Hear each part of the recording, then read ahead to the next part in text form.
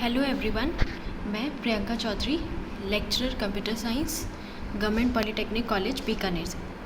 आज हम EE210 management के टॉपिक द फैक्ट्रीज एक्ट 1948 के बारे में डिस्कस करेंगे। तो इस एक्ट की शुरुआत कैसे हुई थी?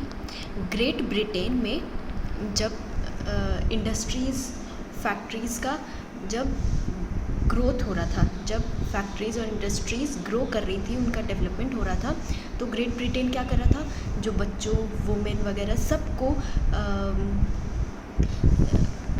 फैक्ट्रीज़ में लगा रहा था काम करने के लिए और उनसे 12-12 घंटों से ज़्यादा काम करवा रहा था। तो फिर कुछ एम्प्लॉइज़ ने कुछ रूल्स वगैरह, कुछ फैक्ट्री एक्ट बनाने के लिए काम किया और 1819 में फैक्ट्री एक्ट को लेके आए। फिर फाइनली कुछ उसमें बदलाव करके 1948 में फाइनल फैक्ट्री एक्ट आया। इंडिया में जो फर्स्ट फैक्ट्री एक्ट था वो 1881 में पास हुआ था, जो बेसिकली बच्चों और महिलाओं को प्रोटेक्ट करने के लिए और उनकी स्वास्थ्य और सुरक्षा को देखते हुए, हेल्थ और सेफ्टी को देखते हुए ये बनाया गया था। पहले ये जो एक्ट था, ये जो लॉ था, वो उन फैक्ट्रीज़ पे अप्लाई होता था जिनमें 100 से ज़्यादा वर्कर काम कर रहे हैं। उसके बाद में 1891 में एक दूसरा फैक्ट्री एक्ट आया जो उन फैक्ट्रीज़ पे लागू होते हैं जिसमें 50 से ज़्यादा एम्प्लॉइज़ काम करते हैं। तो जो फैक्ट्री एक्ट है वो आपकी हेल्थ, सेफ्टी यानी स्वास्थ्य, सुरक्षा, वेलफेयर यानी कल्याण, वर्किंग आवर्स ऑफ एडल्ट यानी बालिग जो फैक्ट्री में काम कर रहा है उसके वर्किंग आवर्स यानी वो कितनी देर काम करेगा, उसकी वर्किंग आवर्स को बताना, और एनुअल लीव विद वेजेस यानी उसका भत्ता जो बनता है सालाना, उसको क्या वेतन दिया जाएगा और क्या लीव्स, उनको छुट्टियाँ, कितनी छुट्टियाँ मिलनी चाहिए, कैसी छुट्टियाँ मिलनी चाहिए, वो सब ये फैक्ट्री एक्ट बताता है। तो एक फैक्ट्री क्या है? एक फैक्ट्री एक वो जगह है जहाँ पे 10 या उससे ज़्यादा लोग काम कर रहे हैं। अगर पावर मतलब कोई भी इंडस्ट्रीज़ जिसमें पावर यूज़ हो रही है, कोई भी फैक्ट्री जिसमें पावर यूज़ हो रही है, तो जिसमें 10 से ज़्यादा एम्प्लॉइज़, 10 या उससे ज़्यादा % काम कर रहे हैं, और अगर पावर नहीं यूज़ हो रही है तो 20 या 20 से ज़्यादा % उस फैक्ट्री में काम कर रहे हैं। तो हम फैक्ट्री उस जगह को बोलेंगे जहाँ पे पावर का इस्तेमाल हो रहा है और 10 से ज़्यादा लोग काम कर रहे हैं, या पावर का इस्तेमाल नहीं हो रहा है और 20 से ज़्यादा काम कर रहे हैं, तो उस जगह को फैक्ट्री हम कहेंगे। तो इसका मुख्य उद्देश्य यही है कि वर्कर्स जो उस फैक्ट्री में काम कर रहे हैं उनको प्रोटेक्ट करना। अगर मान लो कोई भी घटना हो जाती है, उधर कोई एक्सीडेंट हो जाता है, कोई भी विपत्ति आ जाती है, तो उसमें वर्कर्स को प्रोटेक्ट करना और उनकी सेहत और सुरक्षा उनका स्वास्थ्य और सुरक्षा देखते हुए उनके जो ओनर है उनके क्या क्या कर्तव्य होंगे। तो ये सब फैक्ट्री एक्ट बताता है। ये एक्ट कहाँ कहाँ एप्लीकेबल होगा, ये कहाँ कहाँ लागू होगा? ये एक्ट जहाँ पे कोई मैन्युफैक्चरिंग प्रोसेस चल रहा है, पावर या विदाउट पावर, तो अगर पावर यूज़ हो रही है तो 10 या 10 से ज़्यादा लोग काम कर रहे हैं, और पावर यूज़ नहीं हो रही है तो 20 या उससे ज़्यादा लोग काम कर रहे हैं, तो उन जगह पे ये एक्ट लागू होगा। और जहाँ पे भी कोई निर्माण कार्य हो रहा है पावर या पावर उसके बिना पावर की मदद से, तो पावर हो रहा है तब 10% से ज़्यादा लोग, या पावर यूज़ नहीं हो रहा है तो 20 से ज़्यादा लोग, तो उस निर्माण कार्य पे ये एक्ट लागू होगा। निर्माण कार्य, इस मैन्युफैक्चरिंग प्रोसेस में क्या क्या चीज़ें आती हैं? कोई भी मेकिंग, कुछ भी बनाना, उसको ऑल्टर करना, मतलब कुछ चेंज करना, उसको रिपेयर करना, फिनिशिंग, पैकिंग, ऑयलिंग करना, वॉशिंग, क्लीनिंग। तो इस तरह से जो भी काम आ रहे हैं, काम कर रहे हैं, या उसका या पंपिंग, ऑयल, पानी, सीवेज, या इस तरह से कोई सब्सटेंस, या पावर जनरेट करना है, ट्रांसमिट करना, मतलब ट्रांसमिशन यानी एक जगह से दूसरी जगह पावर जा रही है, पावर सप्लाई, या प्रिंटिंग का कोई प्रिंटिंग से कार्य है, या कंस्ट्रक्शन से रिलेटेड कोई भी कार्य है, या किसी आर्टिकल, किसी भी वस्तु को कोल्ड स्टोरेज में रखना। तो इस तरह से ये जो सारे प्रोसेस हैं वो है मैन्युफैक्चरिंग प्रोसेस। तो जो एक्ट हमारा एप्लीकेबल था वो मैन्युफैक्चरिंग प्रोसेस पे था। तो ये डेफिनेशन है कि आपके कौन कौन से मैन्युफैक्चरिंग प्रोसेस इसके अंडर आते हैं। वर्कर कौन है? जो भी कंपनी उस मैन्युफैक्चरिंग प्रोसेस में मैन्युफैक्चरिंग प्रोसेस से कोई भी रिलेटेड कार्य हो जो उस कर रहा है, तो वो एक वर्कर है जो कि उस मैन्युफैक्चरिंग प्रोसेस में काम कर रहा है। और वो डायरेक्टली कोई भी जो एम्प्लॉयर है, एम्प्लॉयर यानी कंपनी का जो ओनर होगा, वो डायरेक्टली क्या कर रहा है, वो डायरेक्टली उस पर्सन को लगा सकता है या किसी एजेंसी के थ्रू उस पर्सन को लगा सकता है। एडल्ट, एडल्ट हम किसे कहेंगे? ऐसा व्यक्ति जिसने 18 की उम्र पार कर ली है। तो और एडोलसेंट वो होगा जो कि जिसने 15 की एज पार कर ली है बट 18 की नहीं करी है, यानी 15 से 18 के बीच में। चाइल्ड क्या होगा? जो 15 उम्र से कम वाले लोग हैं। और यंग पर्सन क्या होगा? वो चाइल्ड हो सकता है या एडोलसेंट हो सकता है। डे यानी 24 घंटे जो रात्रि से शुरू होते हैं, रात्रि के 12 बजे से मिडनाइट, है ना। तो मिडनाइट से लेके अगले मिडनाइट तक 24 घंटे, उसको डे बोलेंगे। वीक यानी 7 दिन। और वीक कब शुरू होता है? सैटरडे की रात्रि 12 बजे से।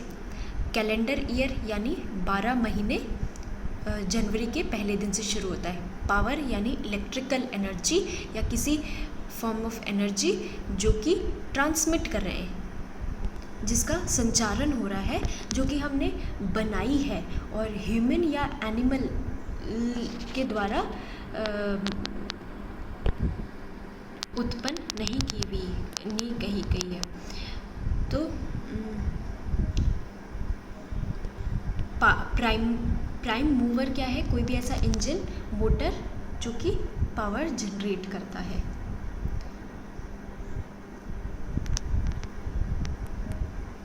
इस एक्ट के अंदर 120 सेक्शन आते हैं। तो अलग अलग हम सेक्शंस देखते रहेंगे। अब who is the occupier? Occupier कौन है? जो कि पूरी फैक्ट्री को कंट्रोल करके रख रहा है, वो है आपका ऑक्यूपायर। तो ऐसा पर्सन जो कि पूरी फैक्ट्री को कंट्रोल कर रहा है, उसमें जो भी चीज़ें हो, सब चीज़ें हैं फैक्ट्री से रिलेटेड जो भी है, सब मैनेजमेंट वही देख रहा है। वो उसका एक फर्म में पार्टनर हो सकता है या डायरेक्टर भी हो सकता है। अगर गवर्नमेंट कंपनी है तो ऑक्यूपायर ज़रूरी नहीं कि डायरेक्टर हो। एक ऑक्यूपायर गवर्नमेंट एक ऐसा बंदा भी नियुक्त कर सकती है जो कि पूरा फैक्ट्री का ऑक्यूपायर होगा, जो कि पूरा फैक्ट्री का देखेगा काम।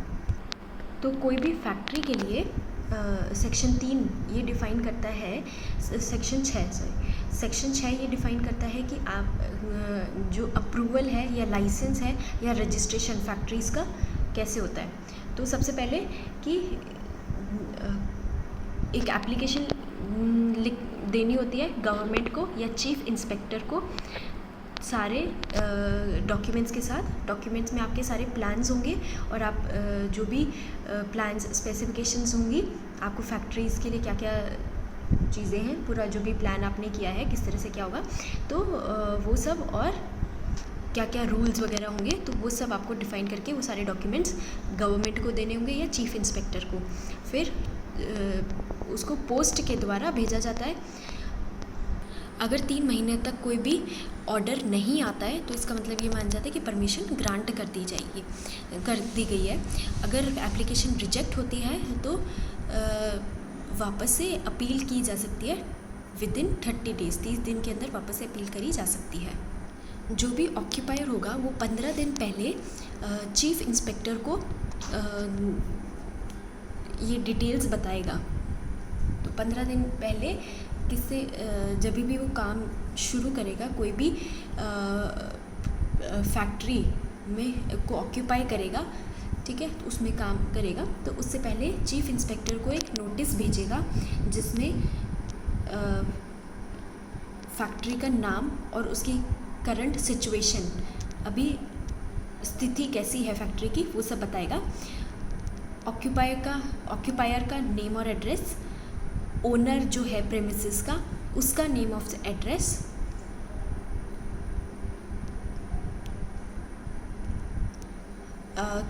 जो भी कम्युनिकेशन फैक्ट्री से रिगार्डिंग कम्युनिकेशन होना है तो वो किस पते पर भेजा जाए, तो उसका एड्रेस होगा। मैन्युफैक्चरिंग प्रोसेस किस टाइप का है वो बताया जाएगा। जो पावर इंस्टॉल होएगी वो कितनी हॉर्स पावर होएगी उसके बारे में बताया जाएगा।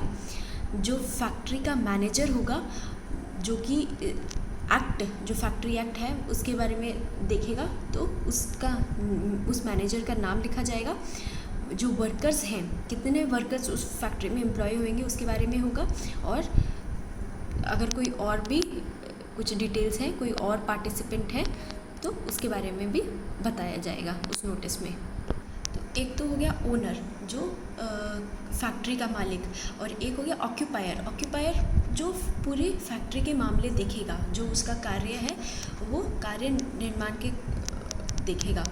तो जो ऑक्यूपायर की ड्यूटीज़ क्या क्या होती हैं, ऑक्यूपायर ये सुनिश्चित करता है कि जो वर्कर्स उस फैक्ट्री में काम कर रहे हैं उनकी हेल्थ, सेफ्टी और वेलफेयर, यानी स्वास्थ्य, सुरक्षा और उनका कल्याण, तो सब ऑक्यूपायर की जिम्मेदारी है, तो उसको देखना है। ऑक्यूपायर एक रिटन स्टेटमेंट बनाएगा, लिखित में एक स्टेटमेंट बनाएगा, जो कि उस फैक्ट्री में क्या पॉलिसी होगी, वर्कर्स उनकी सेफ्टी, उनकी सुरक्षा के लिए क्या क्या पॉलिसी होगी, और इस पॉलिसी के बारे में सब वर्कर्स को एक नोटिस देके सबको बताएगा। अब इंस्पेक्टिंग स्टाफ कौन सा होगा, मतलब आपने फैक्ट्री तो हो गई, तो लेकिन उसके इंस्पेक्शन के लिए भी गवर्नमेंट की तरफ से लोग जाएंगे, देखेंगे कि सब फैक्ट्री एक्ट की पालना हो रही है कि नहीं, जो बाकी रूल्स वगैरह रेगुलेशंस सब फॉलो हो रहे हैं कि नहीं। तो इंस्पेक्टिंग यानी इंस्पेक्शन के लिए जो स्टेट गवर्नमेंट है वो chief inspector, additional chief inspector, joint chief inspector, deputy chief inspector और इन सबको भेजेगा। उनकी क्या क्या ड्यूटीज़ और क्या क्या क्वालिफ़िकेशंस हैं ये सब पहले से ही डिफाइंड है। डिस्ट्रिक्ट मजिस्ट्रेट है जो वो अपनी डिस्ट्रिक्ट का इंस्पेक्टर होगा, और जो इंस्पेक्टर है वो एक पब्लिक सर्वेंट होगा। इंस्पेक्टर की क्या क्या पावर्स होंगी, जो भी इंस्पेक्टर है वो फैक्ट्री में जाके इन्वेस्टिगेशन कर सकता है, तो उसके लिए फैक्ट्री में एंटर कर सकता है। वो जो प्रेमिसेस है यानी फैक्ट्री का जो जगह है उसका मुआयना कर सकता है। कोई भी एक्सीडेंट या कोई भी दुर्घटना हुई है उसके बारे में इंक्वायरी कर सकता है। कोई भी रजिस्टर या कोई भी डॉक्यूमेंट है वो मांग सकता है, और कोई भी रजिस्टर, रिकॉर्ड या कोई भी डॉक्यूमेंट है उसको सीज कर सकता है या उनकी कॉपीज़ ले सकता है, फ़ोटोग्राफ्स ले सकता है, रिकॉर्डिंग कर सकता है। State government qualified medical practitioners को सर्जन के तौर पे सर्टिफाई भी कर सकती है, मतलब जो भी सर्जन्स हैं उनको अपॉइंट कर सकती है, ताकि जो यंग पर्सन है जो कि फैक्ट्री में काम कर रहे हैं उनकी एग्ज़ामिनेशन कर सके, उनकी जांच कर सके और सर्टिफाइड कर सके कि भाई हाँ ये काम करने योग्य है, मतलब फिट हैं, पूरी तरह फिट हैं। और कोई भी अगर कोई भी दुर्घटना होती है, उसमें किसी को चोट लगती है या कोई किसी तरह से कोई बीमार हो जाता है, तो उसके देख रेख के लिए वो सर्जन अपॉइंट कर सकती है। जो सेक्शन 11 से 20 है वो सारे यानी चैप्टर 3 जो है फैक्ट्रीज एक्ट का, वो सारी हेल्थ ऑफ द वर्कर्स के बारे में बताती है। उनकी हेल्थ से रिलेटेड क्या क्या यानी प्रावधान, तो स्वास्थ्य से रिलेटेड क्या क्या प्रावधान है वो सब फैक्ट्रीज एक्ट के चैप्टर 3 में है, यानी सेक्शन 11 से 20। क्लीनिनेस, जो क्लीनिनेस ये बताता है कि जो भी वर्किंग जो है जो जहाँ वो जो वर्किंग स्पेस है वो क्लीन होनी चाहिए, सेफ़ होनी चाहिए। जो क्लीनिंग है, फ्लोर क्लीनिंग है, वो हर एक वीक में धुल के साफ़ होनी चाहिए। जो ड्रेनेज है, जो पानी इधर से जो वेस्ट मटेरियल जा रहा है, तो ड्रेनेज है वो प्रॉपर होना चाहिए। वाइट वॉश हर 14 हफ्ते में होना चाहिए और पेंट हर 5 साल में होना चाहिए। जो भी वेस्ट और वेस्ट प्रोडक्ट्स वगैरह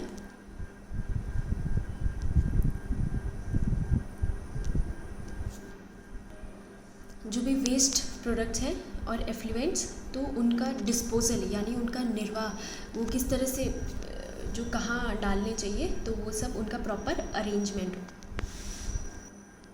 प्रॉपर व्यवस्था होनी चाहिए। उसके लिए जो भी गवर्नमेंट रूल्स हैं वो सब फॉलो करने चाहिए। वेंटिलेशन प्रॉपर होना चाहिए। जो टेम्परेचर है, जिस टेम्परेचर में सारे काम कर रहे हैं, तो प्रॉपर टेम्परेचर मेंटेन होना चाहिए। ह्यूमिडिटी और जो भी है सब प्रॉपर, जो वर्किंग कंडीशंस है वर्कर्स जिसमें काम कर रहे हैं वो प्रॉपर होना चाहिए।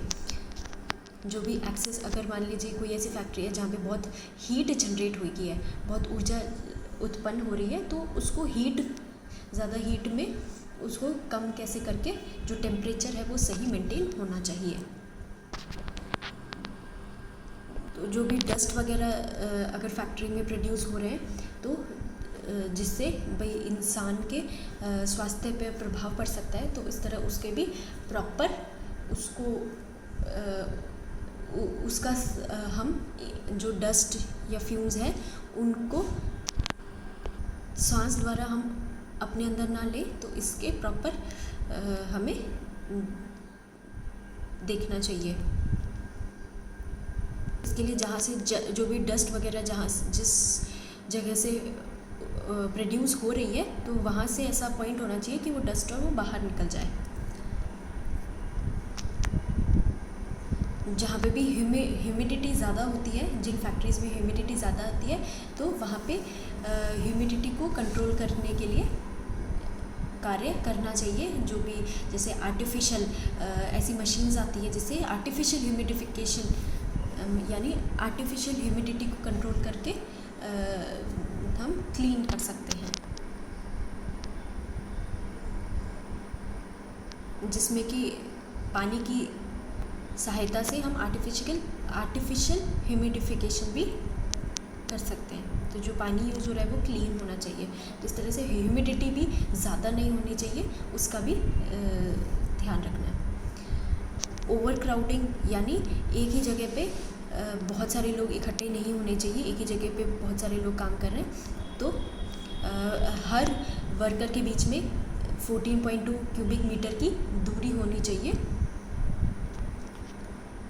हर